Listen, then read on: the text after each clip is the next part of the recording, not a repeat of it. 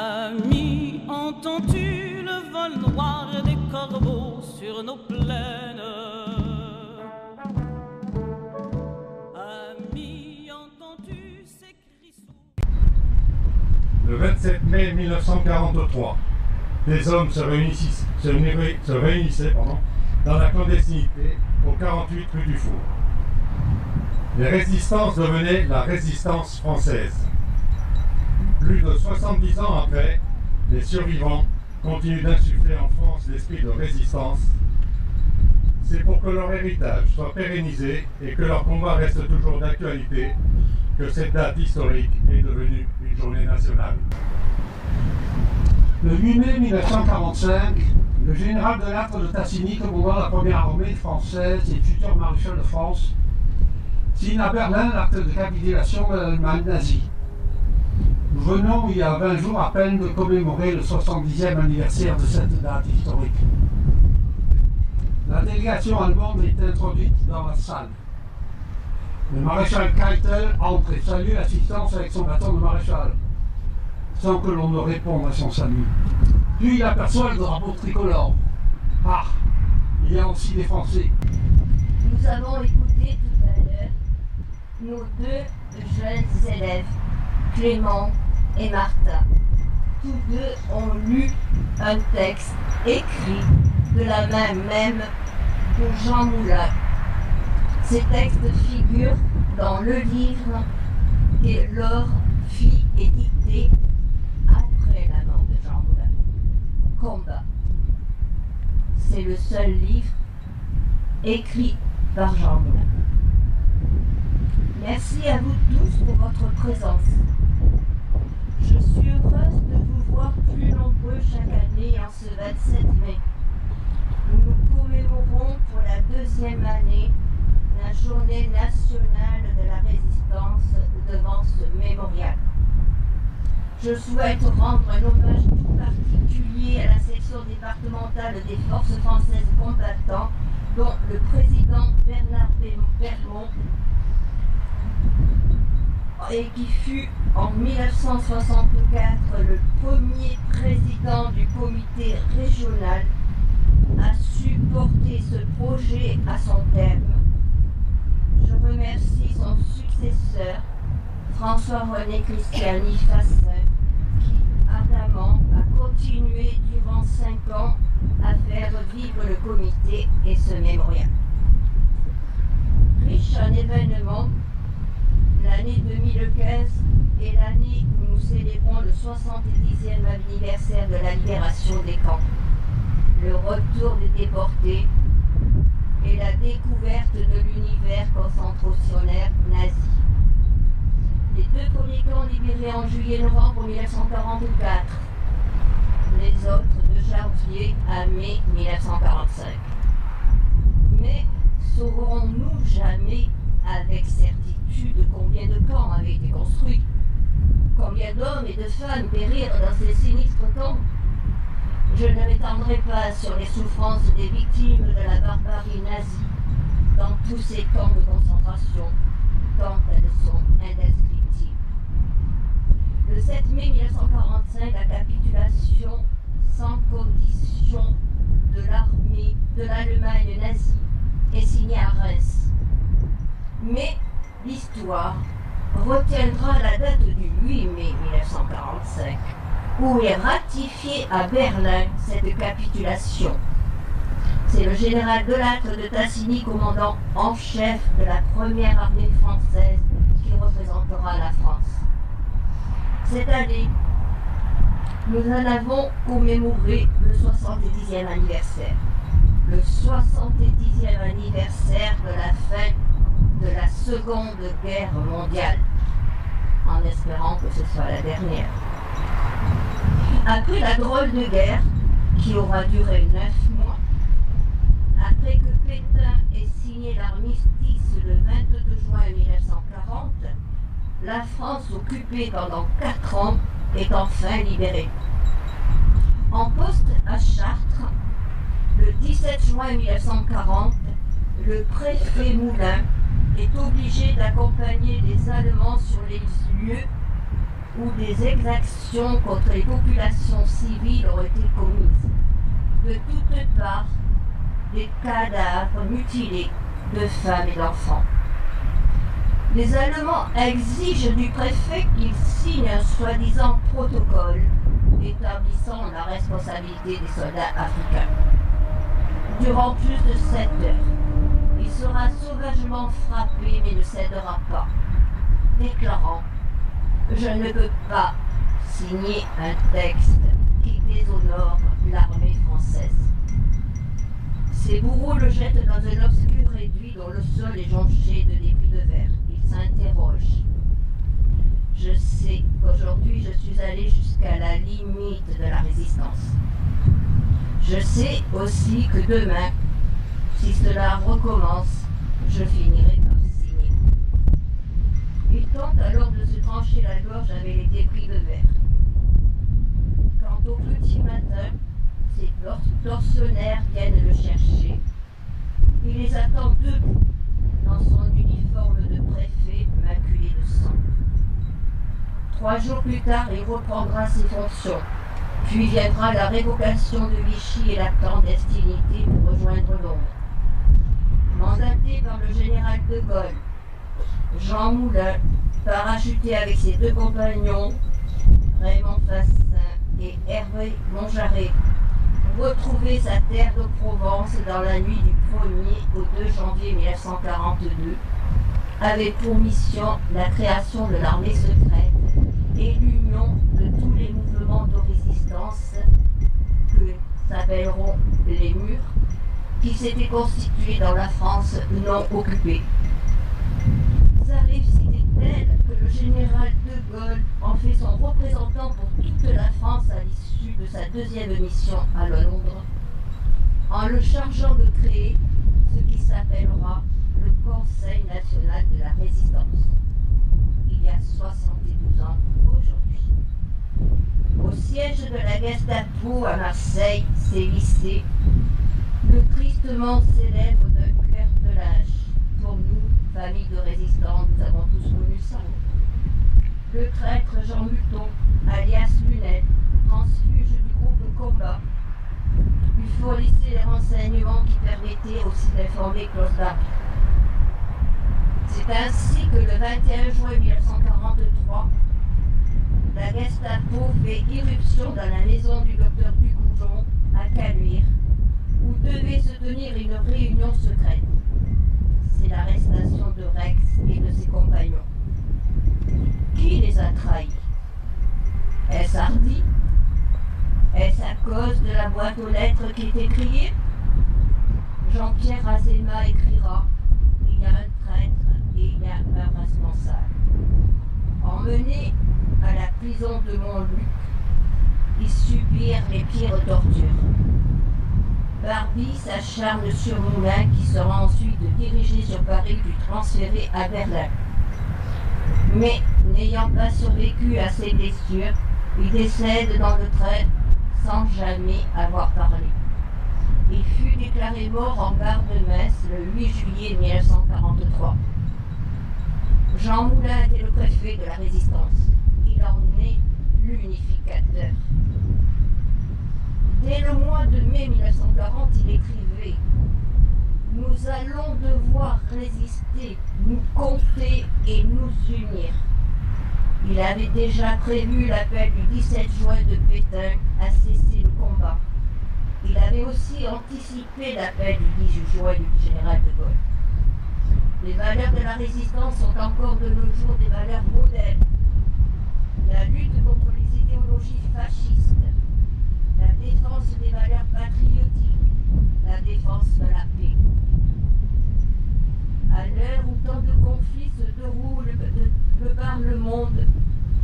qui sont doux à nos oreilles ces deux mots, la paix.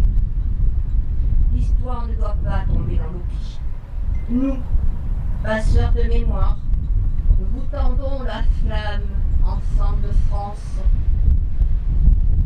pour qu'à votre tour, quand nous ne serons plus de ce monde, vous puissiez faire connaître aux nouvelles générations le sacrifice de Jean Moulin et de ses compagnons de l'armée des ombres, qui ont versé leur sang pour notre liberté, pour la France. Merci d'abord, très simplement, très fraternellement, de votre présence si nombreuse, si ardente ce matin. Et je vous adresse un salut collectif à tous les élus présents, aux responsables associatifs du monde combattant et de la résistance, aux porte-drapeaux, à toutes les autorités, à notre jeunesse également et à vous tous. Merci. Nous sommes réunis en cette journée nationale de la résistance, le 27 mai 2015, pour rendre hommage aux hommes et aux femmes qui, par leur courage, leur engagement, leur sacrifice, ont permis à la France de retrouver le chemin de la liberté, de la dignité et de l'honneur. Rassemblés autour de ce mémorial régional Jean Moulin, sur cette terre de Provence, qui était si chère à celui qu'André Malraux avait qualifié de Carnot de la résistance, nous évoquons la mémoire de ce grand résistant. Par la profondeur de ses convictions républicaines, par son action immense de rassemblement et d'unification, par son destin tragique enfin, il incarne à bien des égards la résistance française. Devant ce mémorial, en cette journée anniversaire de la création du Conseil national de la résistance, réuni, cela a été dit pour la première fois le 27 mai 1943 à Paris, au 48 rue du Four, nous rappelons ensemble l'esprit de résistance. Nous y puisons aujourd'hui force et leçons dans les incertitudes du temps présent. Cet esprit de résistance, il doit nous animer et nous guider par l'exemple de tant d'hommes et de femmes. Des hommes et des femmes parfois ordinaires qui ont accompli l'extraordinaire et qui ont refusé d'abandonner les valeurs et les principes essentiels de la démocratie et des droits de l'homme. Leur parcours de vie sont des exemples précieux. Ils nous éclairent dans les moments de doute. Ils nous incitent à rester vigilants, à ne jamais considérer comme définitivement acquis les principes de liberté, d'égalité, de fraternité pour lesquels ces hommes et ces femmes se sont battus et sont morts. En cette année de commémoration des 70 ans de la Seconde Guerre mondiale, la République a décidé de faire entrer au Panthéon les cendres de 4 grandes figures emblématiques de la résistance. Aujourd'hui, Germaine Tillon, Geneviève de Gaulle-Antonios, Pierre Brossolette et Jean Zay vont rejoindre Jean Moulin au Panthéon. 2 femmes et 2 hommes qui ont incarné les valeurs de la France quand elle était à terre. 2 femmes et 2 hommes qui se sont dressés, chacun à sa manière, face à la collaboration, à l'abandon, à la barbarie et au nazisme. Germaine Tillon et Geneviève de Gaulle-Antonios, 2 femmes qui rappellent la contribution de toutes celles qui ont fait partie de l'armée des ombres, et je me tourne vers certaines d'entre elles. 2 survivantes qui ont connu le martyre de la déportation, l'abîme des camps, mais aussi l'horizon de la libération et l'engagement dans des valeurs solidaires et fraternelles qui sont celles de notre République libérée. Germaine Tillon, c'est l'égalité. L'égalité entre les hommes et les femmes, l'égalité entre les cultures, l'égalité entre les peuples. Déportée à Ravensbrück, elle traverse l'enfer en s'accrochant à l'art autant qu'à son courage. Elle ramènera même de son calvaire une opérette pour bien montrer que l'on pouvait aussi, dans ces terribles moments, préserver l'aspiration au beau et la volonté de partager ce qui élève l'humanité. Revenue à la vie et au monde, elle entretiendra la mémoire de cette expérience concentrationnaire en luttant contre les tortures, contre toutes les exactions, aussi une grande scientifique, une ethnologue réputée, qui était partie à la rencontre des Chaggas dans les Aurès, une militante du progrès de l'humanité et de l'émancipation des hommes. Geneviève Antonios de Gaulle, c'est la fraternité. La fraternité dans la résistance, la fraternité dans la déportation, la fraternité pour la condition humaine. Elle consacra au lendemain de la guerre toute sa vie pour aller vers les plus pauvres, les exclus, les oubliés, les relégués. Elle avait su répondre à l'appel du général de Gaulle, son oncle. À Ravensbrück, porter le nom de Gaulle lui avait valu encore davantage d'épreuves, notamment l'isolement total et la réclusion, l'enterrement pendant des mois dans l'isolement intégral du cachot. Ce fut ce qu'elle avait appelé la traversée de la nuit. Pierre Brossolette, lui, c'est la liberté. Liberté d'expression. Journaliste il était, journaliste jusqu'au bout il sera. Parmi les plus premiers, il diagnostiqua, il analysa, il dénonça la montée du nazisme en Allemagne. Sans faiblir, sans faillir. Il rappelle sans cesse, douloureusement, la menace qui pèse toujours sur la liberté. La liberté de dire, d'écrire, voire de caricaturer, quand le fanatisme relève la tête et se répand.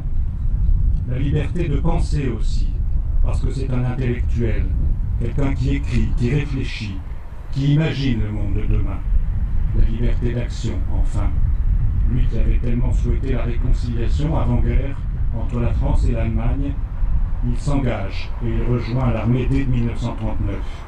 Il est ensuite libéré de ses obligations militaires, résistant, membre du groupe du Musée de l'Homme, il participe à la formation des groupes de résistance Libération Nord et organisations civiles et militaires. En zone occupée, il se rend à Londres en 1942, il retrouve le général de Gaulle, est un porte-voix sur la BBC de ceux qu'il appelait les soutiers de la gloire. Il est parachuté en France à 3 reprises afin de contribuer lui aussi à l'unification des mouvements de résistance de la zone occupée. Arrêté au début de l'année 1944, il est torturé et il préfère se donner la mort le 22 mars 1944 plutôt que de risquer de parler. Liberté de choisir jusqu'au bout, y compris de décider de sa propre fin. Jean Zay, enfin, c'est la République. Et d'abord l'école républicaine, l'école de la République, celle pour laquelle, comme ministre de l'Éducation du Front populaire, il dessine déjà la réforme. Il veut qu'elle soit, cette République et cette école, à la hauteur des valeurs d'égalité qu'elle proclame.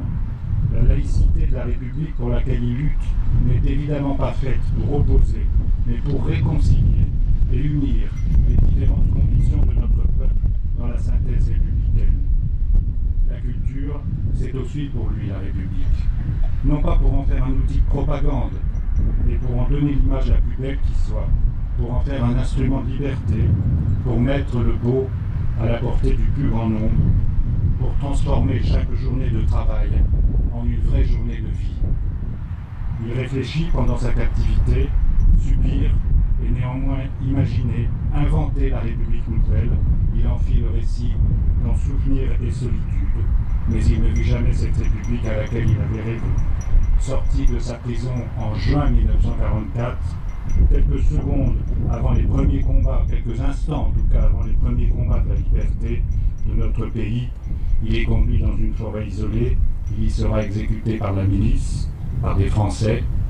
Il savait ce qui pouvait l'attendre et il eut le temps de crier au moment d'expirer « Vive la France !» La France, pour ces 4 grands résistants, était le bien le plus précieux.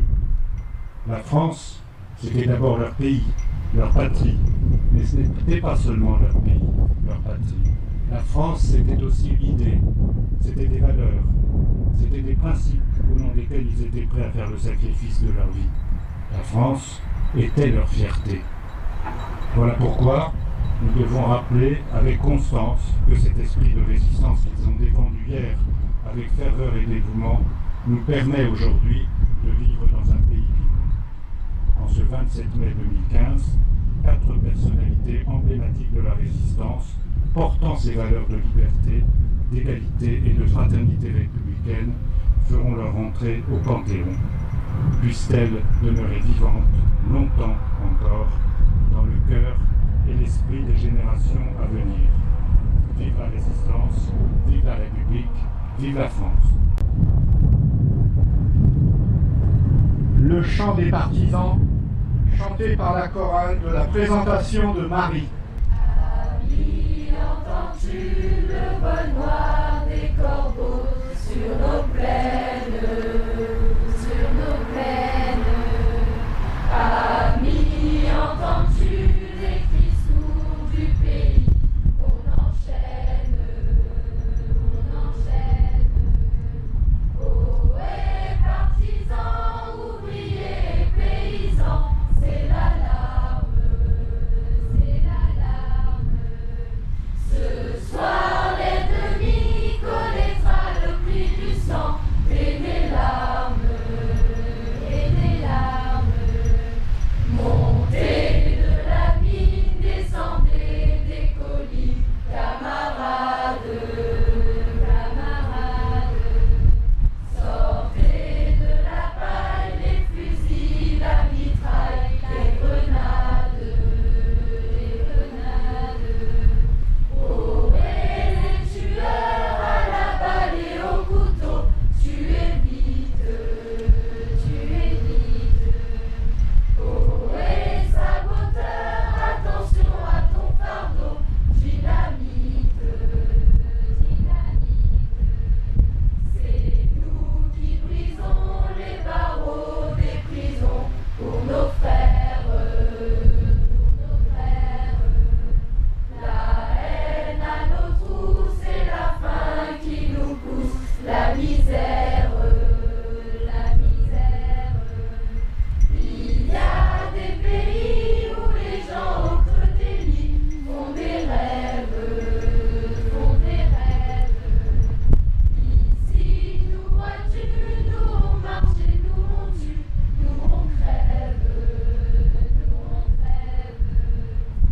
Ici, chacun sait ce qu'il veut.